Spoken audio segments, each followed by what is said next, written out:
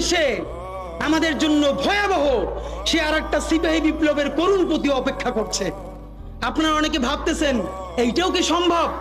জামাতের ভাইয়েরা অনেকে বুঝে না, বলে কি করে সম্ভব? মনে করাই দেই, শহীদ নিজামী মুজাহিদ সাহেবেরা মন্ত্রী হিসাবে সর্বশেষ যখন সম্ভবত 2006 বা 2007-এও মন্ত্রী ছিলেন, বলেন তো তার কয় বছর পর তাদেরকে ফাঁসি দেওয়া হইল? 10 বছরও লাগে নাই। রানিং ফুল মন্ত্রী ছিল, লক্ষ লক্ষ মানুষ তাদের সাথে ছিল, তাদের মন্ত্রণালয়ে একটা পয়সার দুর্নীতি বের করতে পারে নাই। 10 বছরের মধ্যে মন্ত্রিত্বের পর তাদেরকে ফাঁসি দেওয়া শুধু হয় নাই, তাদের সন্তানরা তাদের জানাজাটা পর্যন্ত পড়তে পারে নাই। সংখ্যা দিয়ে হয় না ভাই, কোটি কোটি মানুষ দিয়ে সবকিছু হয় না। আজকে আপনারা প্রথম আলোর বিরুদ্ধে বলেন, এই যে আসার সময় বলতেছিলাম শায়েক রে, প্রথম আলোর প্যারালাল কাছাকাছি একটা পত্রিকা কি আমরা দাঁড় করাইতে পারছি? অনেকে বলে আমার দেশের কথা, আজকে শুধু বলি, পরশু জানলাম প্রথম আলোর 10 ভাগের 1 ভাগ বিনিয়োগ এবং আর্থিক সংগতি আমার দেশের নাই।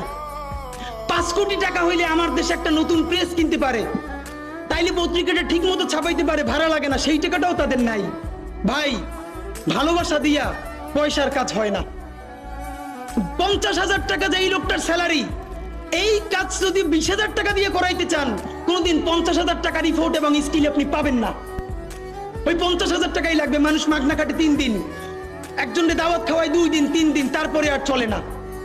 আমাদের আর্থিক যোগ্যতা অর্জন করতে হবে। আমাদের অনেকগুলো প্রতিষ্ঠান লাগবে, একটা প্রতিষ্ঠান না। আমাদের ভাইদের সমস্যা কি জানেন? সে আজকে যদি হাটাজারি মাদ্রাসা দিয়ে কেউ একটা পত্রিকা বার করে, সেই পত্রিকাটাও সে জাতীয় মূলধারা বানাবে না, দেবে দৈনিক হাটাজারি সে বানাবে। মানে কোনো না কোনো ঘুরে ফিরা তার চিন্তায়, মননে, মগজে প্রথমে হয়তো হাটাজারি, সর্বোচ্চ বড় হইলে হেফাজত, এরপরে সর্বোচ্চ বড় হইলে বাংলাদেশের শুধু মুসলমান। ভাইরা, এই মুসলমানের বাইরের যে জনগোষ্ঠী, সেটা কি আপনার না? আপনি ভাবেন এই দেশের আপনি প্রধানমন্ত্রী, তারপরে ভাবেন আপনার জনগোষ্ঠী কারা, আপনি সেরকম চিন্তা করেন। সুতরাং আমি কথায় অনেক ভুলভ্রান্তি বলতে পারি, কিন্তু বিশ্বাস করেন আমার কলিজা চিল্লেও আপনারা শুধু যেটা পাবেন সেটা হইল আমি চক্ষু বন্ধ করে দেখতে পাই।